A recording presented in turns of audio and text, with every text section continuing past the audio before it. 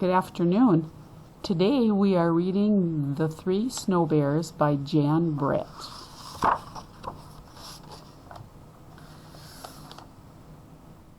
Come back, Aluki shouted as her huskies floated out to sea. Oh no, she knew that although an ice floe is a good place to fish, it is a bad place to lose a dog team. Not far away, a Snowbear family had just started to eat their breakfast, but it was way too hot for Baby Bear. "Awee!" yelled Baby Bear. "My breakfast burned my mouth." "We'll go for a stroll and let the soup cool," Mama Bear said. Aluki was running along looking for her dogs when she came upon the biggest igloo she had ever seen. Who lives here, she wondered. Aluki ducked inside. Right away, she smelled something delicious. Across the room, she saw a big bowl, a middle-sized bowl, and a small bowl. Surely the good smell was coming from the three bowls. Aluki took a sip from the biggest bowl. "Ow!" she cried out, "too hot." She took a sip from the middle-sized bowl. "Ew, too cold." She tipped up the tiniest bowl and drank every drop. She said, "Not too hot and not too cold." In the next room, Aluki spotted 3 pairs of beautiful boots standing in a row. She put on the biggest boot. "Too big," she said. She put on the middle-sized boot. "Too fancy," she said. She put on the littlest pair. "Ah, just right," she said, wiggling her toes in the soft fur lining. Aluki walked into the last room and found a long sleeping bench piled high with fur covers. Heat from an oil lamp warmed her cheeks and made her sleepy. Time for a nap, she thought. She crawled under the highest mound of covers. "Too lumpy," she grumbled. She tried the middle bed with the furry fringe cover, but sank down so far that she could hardly breathe. "Too soft," she said. She rolled over into the smallest sleeping place. The furry blanket was cozy and warm, and the pillow was just her size.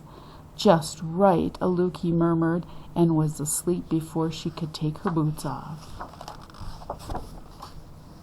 If Aluki hadn't fallen fast asleep, she might have heard her dogs barking happily. Papa Bear, Mama Bear, and Baby Bear had spotted them adrift in the strong current and had gone out to save them. The Snowbear family was pushing Aluki's dog team back toward their igloo and safety. Papa Bear crawled into the igloo and saw his big bowl sitting in a pool of spilled soup. "Someone has been tasting my soup," he roared. Mama Bear rushed in and saw that her soup had been sloshed around too. "Someone has been sipping my soup," she growled. "Someone find my soup," sputtered Baby Bear in her high, squeaky voice, "and they ate it all up." Papa Bear ran into the next room and saw his boots in the middle of the floor. "Someone has been trying on my boots," he boomed in his big bear voice. Mama Bear put on her fancy boots. "Someone has had these boots on," she huffed, "and the fur is all bunched up." Baby Bear saw that her boots had disappeared.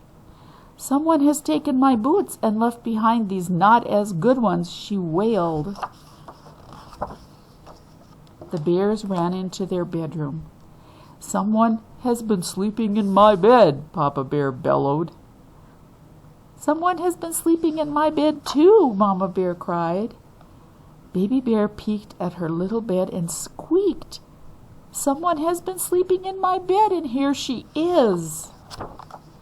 Aluki opened her eyes and saw 3 bare noses only inches away.